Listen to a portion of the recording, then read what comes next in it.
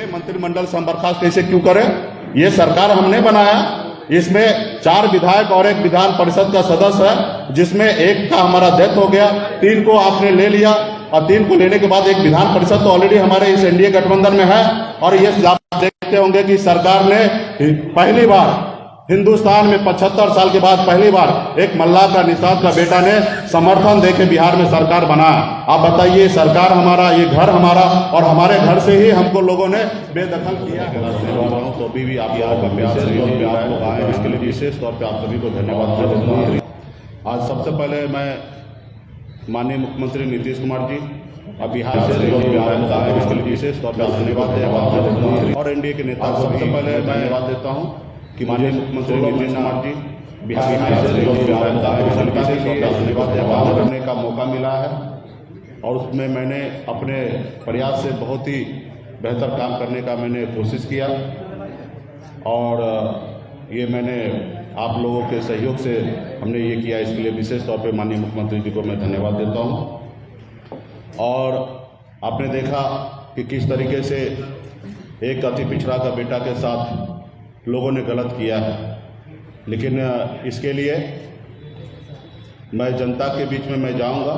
जो मेरे साथ अन्याय हुआ है उसको मैं जनता के बीच में जाके अपनी बात को रखूंगा, और उनको मैं कहूंगा कि आने वाले समय में जो अन्याय हुआ है उसको आपको न्याय करना है। और इससे ज़्यादा और मैं क्या जनता के बीच में सिर्फ यही मांग को लेकर मैं अगले महीने से पूरे बिहार में हर मंडल में, हर प्रखंड में, पंचायत में, जिला में, हर जगह हम अपने पार्टी कार्यकर्ता, पार्टी सपोर्टर सभी साथी से मैं जाऊंगा और अपनी बात को रखूंगा। आज मैं खास करके जब तक मैं एनडीए का पार्ट था तब तक उनके लिए मैं बड़ा नेता था, लेकिन आज उनके साथ नहीं हूँ। उन्होंने मेरे साथ जो गलत किया और उल्टा हमारे ऊपर आरोप लगा रहे हैं। कल तक साथ था तो हम रामचंद्र जी को नैया पार लगाने वाला केवट महाराज थे, लेकिन आज उनके साथ नहीं है तो आज वो रावण बना दिए। तो मैं खास करके भारतीय जनता पार्टी के प्रदेश अध्यक्ष से मैं कहना चाहूँगा कि आप इस देश के और राज्य के बड़े पार्टी हैं, और आप जो भी बात बोले वो सोच समझ के बोले, क्योंकि जनता उस बात को सुनते हैं। कोई आप छोटे मोटे पार्टी से नहीं है, बड़े पार्टी से हैं।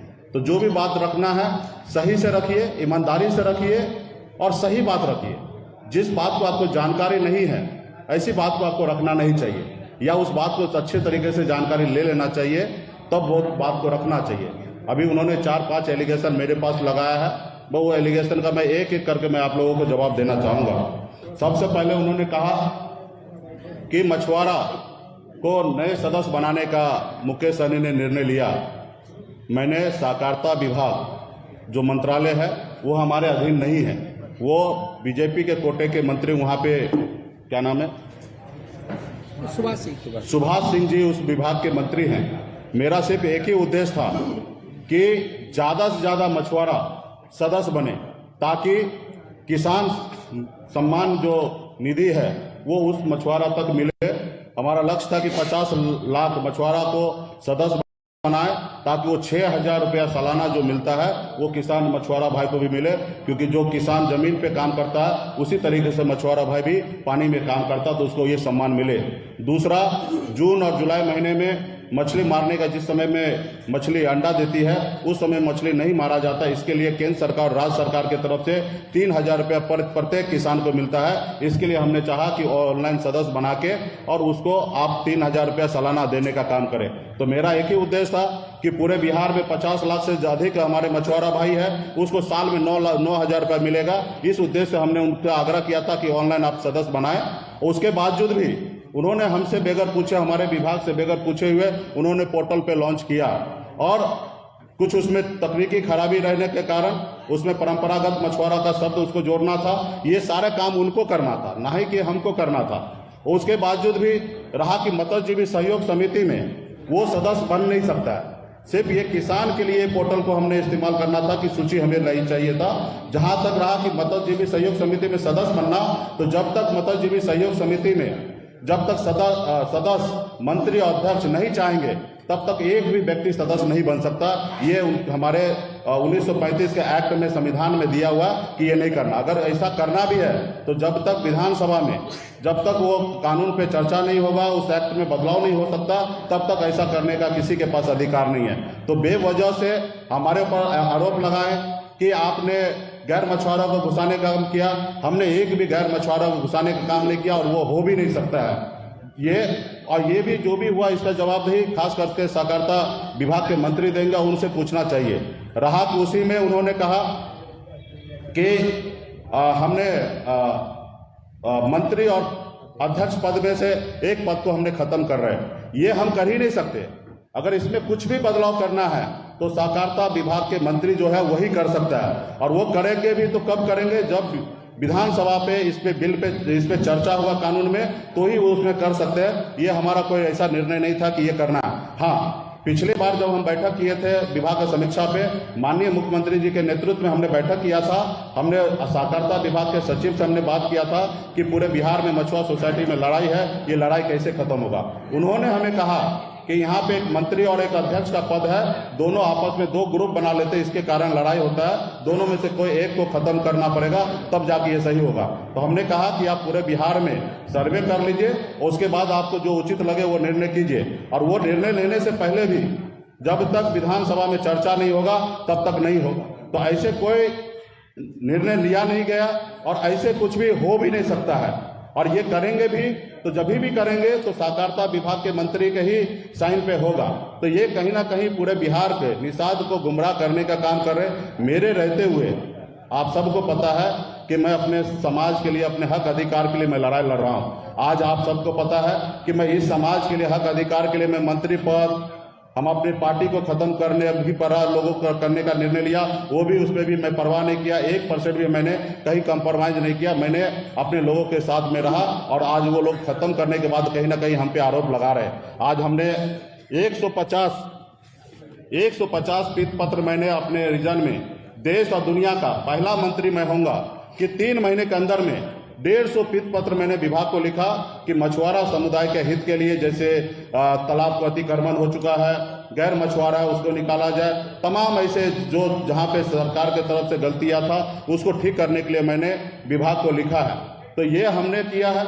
उसके बाद उन्होंने खर्च की बात किया उन्होंने, तो खर्च में आपको मैं बता दूं कि मैं हमेशा प्रयासरत रहा। 2-2 पत्र मैंने लिखा कि आप ज्यादा से ज्यादा जल्दी से जल्दी स्वीकृत कीजिए, पैसा खर्च नहीं हो रहा। और इसके लिए आप सबको पता है कि वित्त विभाग किनके पास है, बीजेपी के कोटे में है, वो पैसा रिलीज नहीं कर रहे हैं। हम लोग बहुत सारा योजना बना के भेज रहे हैं, उनके स्क्रीनिंग कमेटी से वो पास नहीं कर रहे हैं और वहां तक वो पैसा रिलीज नहीं कर रहे हैं, खर्चा नहीं कर रहे हैं, और वो हमारे ऊपर आरोप लगाए कि आप पैसा खर्च नहीं किए। आप सबको पता होगा कि हमने पिछले महीना एनडीए के जब बैठक था माननीय मुख्यमंत्री जी के समक्ष में, वहां पे हमने 127 विधायक के समक्ष में हमने वहां पे कहा कि हमारे विभाग में पैसा खर्च नहीं हो रहा है, 30% भी पैसा खर्च नहीं हुआ है और इस तरीके से सरकार नहीं चलेगा और इस तरीके से हम मंत्री नहीं रहेंगे। अगर आपको चाहिए तो मेरा इस्तीफा ले लीजिए, लेकिन हम इस तरीके से विभाग नहीं चलाएंगे। जो काम 1 महीना पहले मैंने मुख्यमंत्री जी के सामने में, पूरे बिहार के जितने भी हमारे एनडीए के विधायक थे उनके सामने में मैंने मंत्री के सामने बात रखा, उस बात लेके हमें बोल रहे हैं कि आप पैसा नहीं खर्चा कर रहे। आप तो उल्टा, आपको पता होगा मत्स्य संपदा योजना के तहत हमें 1 साल में 125 करोड़ रुपया केंद्र सरकार से आना था, सिर्फ उसमें 20 करोड़ रुपया केंद्र सरकार से आया इस साल में। तो कहीं ना कहीं ये लोग पैसा नहीं दे रहे थे, इसलिए नहीं दे रहे थे कि ये पैसा मिलेगा, इस विभाग में मछुआरा का काम करेगा, मछुआरा के बीच में इनका फेस बनेगा, इमेज बनेगा और कहीं ना कहीं इसके पीछे हमें भविष्य में घूमना पड़ेगा। तो इन्होंने एक साजिश के तहत विभाग में हमें काम करने का मौका नहीं दिया, खर्चा करने के लिए नहीं दिया। एक भी ऐसा योजना कभी मैंने इसमें नहीं लाया है। जो नया बहुत सारा योजना स्वीकृत भी हुआ तो अगले साल उस पर काम होगा, 1 रुपया का खर्च नहीं हुआ और हमारे पर आरोप लगा रहे भ्रष्टाचार का। तो आपके पास तो विभाग आ गया है, आज विभाग भी आपके एनडीए कोटा में और डिप्टी सीएम साहब के पास पहुंचा है। आप एक एक विभाग को जांच करके, और अब मीडिया के सामने में हम भी बैठेंगे, आप सामने में बात रखिएगा पूरे बिहार की जनता के बीच में, लेकिन गलत तरीके से आप लोग इस तरीके से बात रखना वो उचित नहीं है।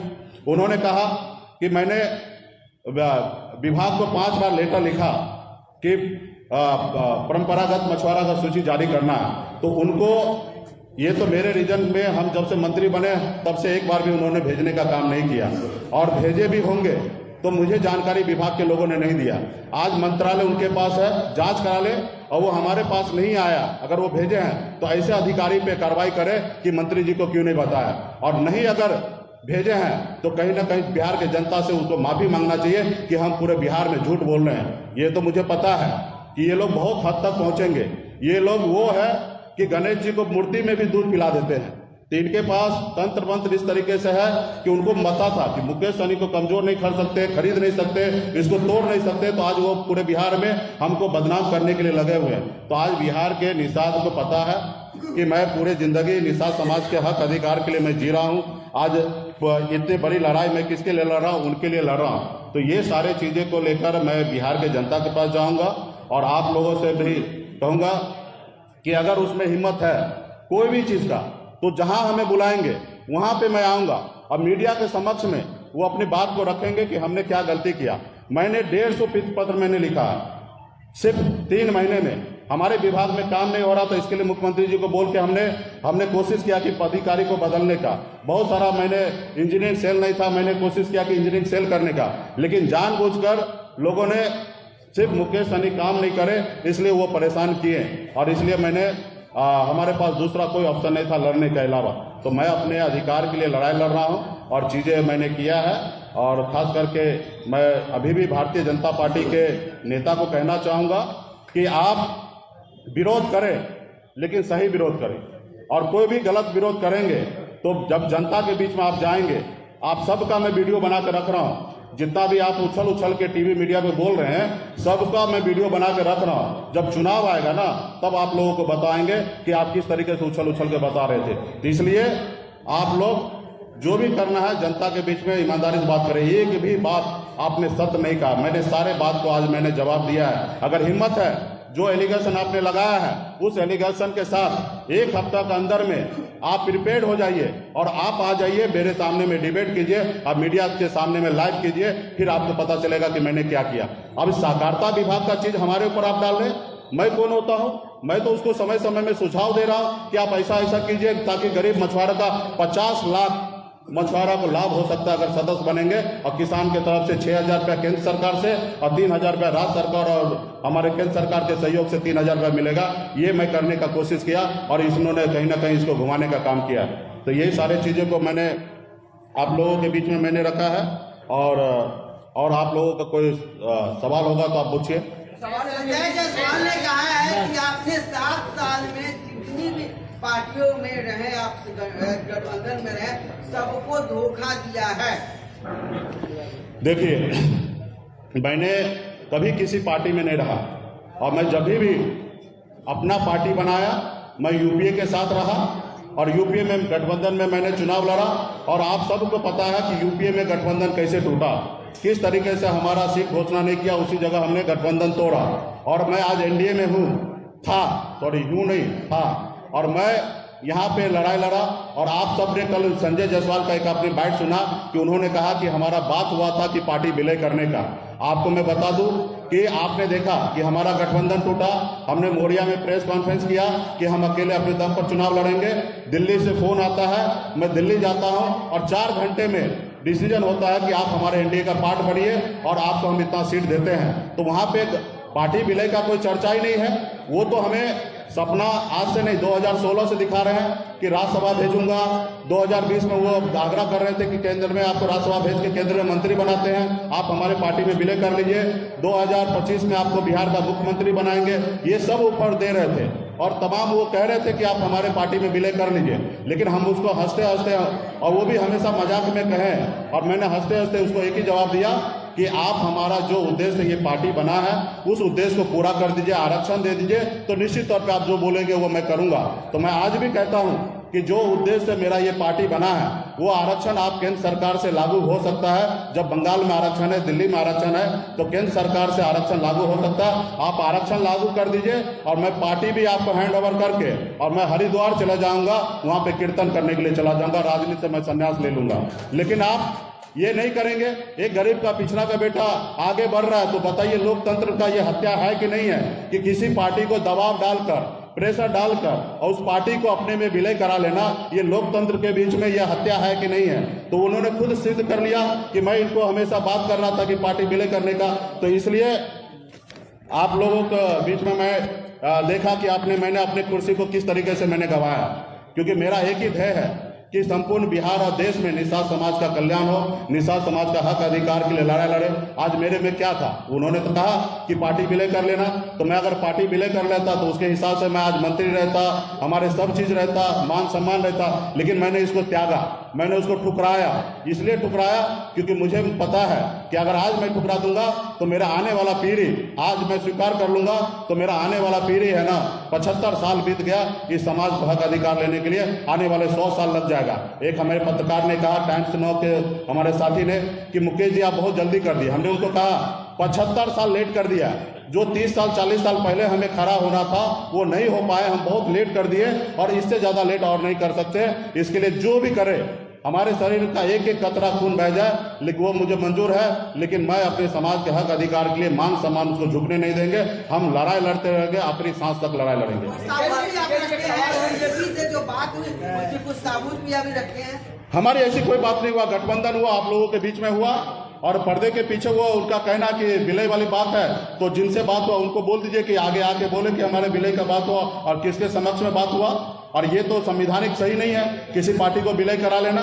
ये तो जनता के वोट से आपको जीत कर आना है, तो ये कहीं ना कहीं ये गलत किया। ये देख लीजिए हमारे पास कि 2015 में भारतीय जनता पार्टी के प्रदेश अध्यक्ष उस समय में मंगल पांडे जी थे, उन्होंने लिखकर राइटिंग में मुझे आश्वासन दिया कि हम आपके समाज को आरक्षण लागू करेंगे। तो ये उनको करना चाहिए, आज वो नहीं करेंगे और एक महिला पिछड़ा का बेटा आज लड़ाई लड़ रहा तो उनको आप कमजोर करने के लिए लगे हैं। अभी आपने देखा होगा कि हमने एक नारा दिया था, जिसके जितने हिस्सेदारी उतने उसकी भागीदारी मिलना चाहिए।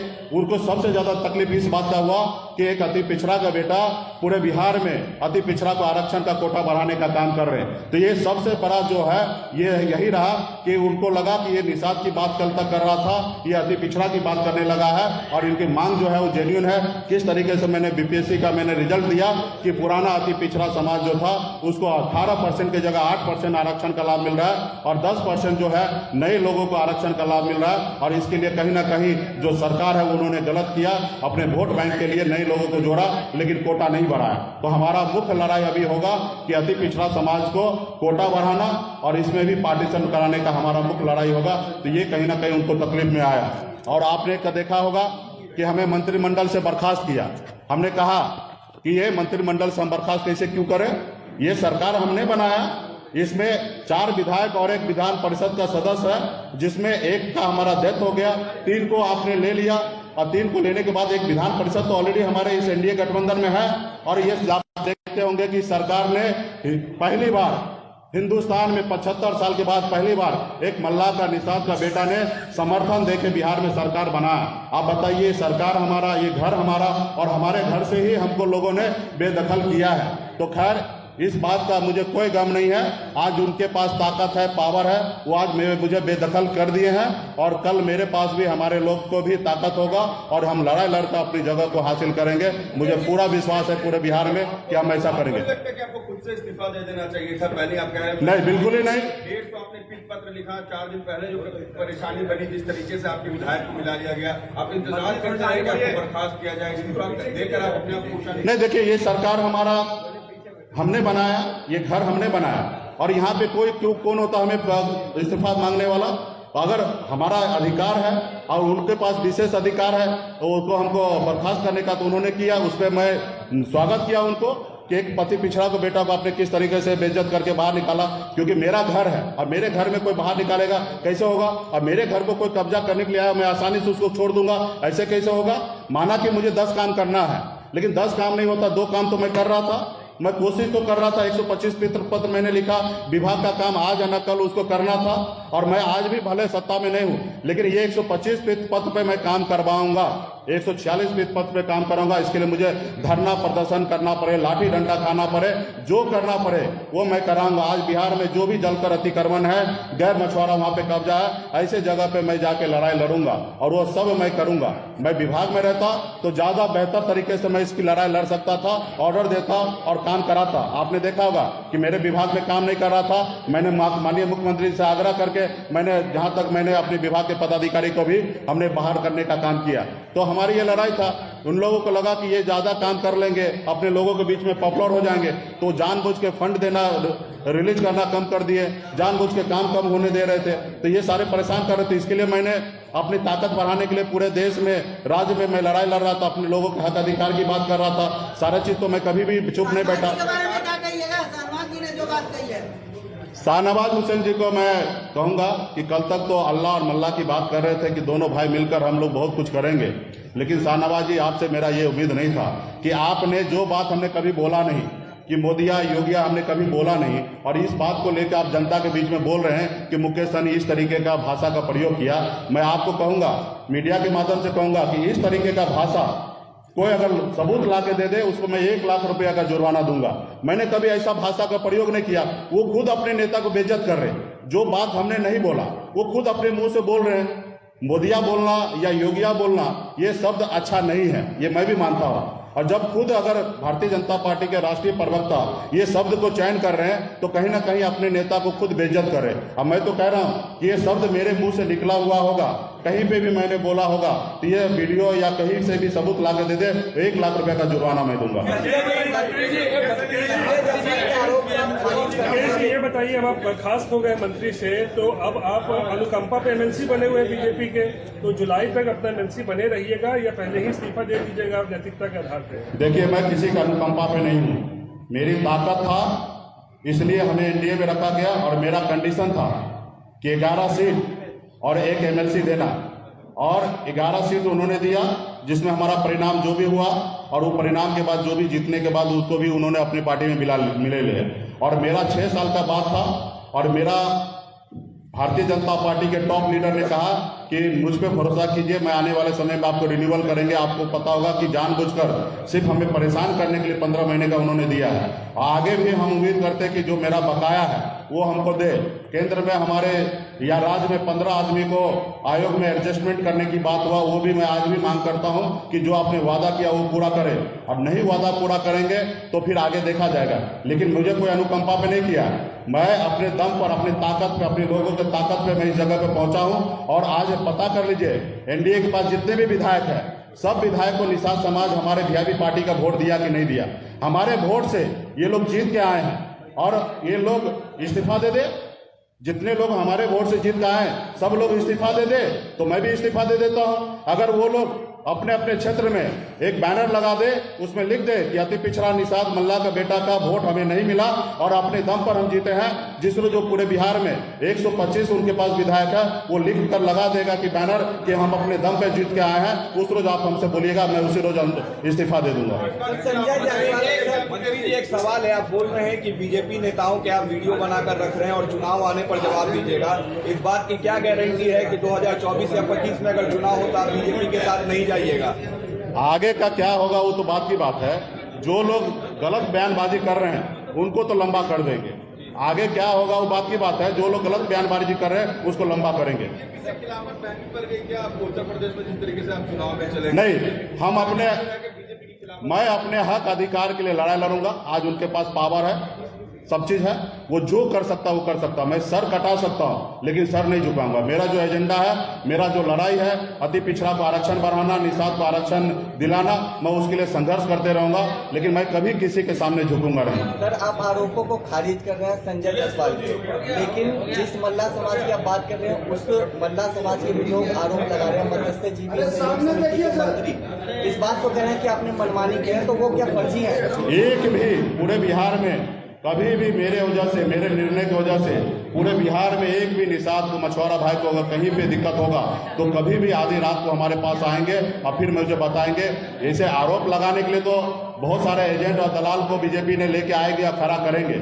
एक भी आप लोग मीडिया से जुड़े हैं, एक भी सबूत के साथ कहीं अगर कोई दे आप उसको लिखिए, अब बताइए हमको, हमसे सवाल आगे कीजिएगा कि आपके निर्णय के कारण ये समाज को आपका नुकसान हुआ।